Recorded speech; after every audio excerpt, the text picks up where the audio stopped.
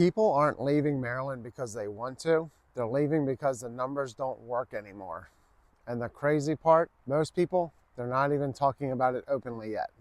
If you've lived in Maryland for a long time, you've probably felt it. Things are getting tighter. Everything's more expensive. The costs are getting harder to justify. Today, I want to break down what's actually happening and why people are quietly making the decision to leave, and some not so quietly, and where they're going instead. So here's the reality.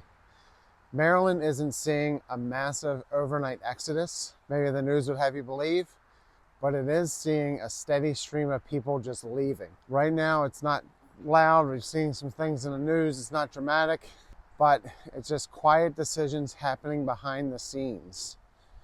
People are starting to finish out the school year. Others are waiting for retirement. People are selling after holding for 20, 30, even 40 years. And it's more like a slow leak than a flood. When you actually talk to people, it's almost never just one thing.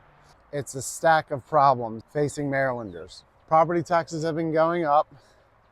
We just had a 12.7% increase on that. Home insurance is creeping up. Groceries, gas, utilities, BG&E has been through the roof. $800,000 bills in the wintertime. And then you got bigger things like raising kids here, healthcare costs, and the overall cost of living. So what's happening is, individually, none of these things really feel like a deal breaker. But when you put them all together, it starts to feel overwhelming. The part that nobody's talking about, though, is the trap. A lot of homeowners in Maryland are locked in at really low rates.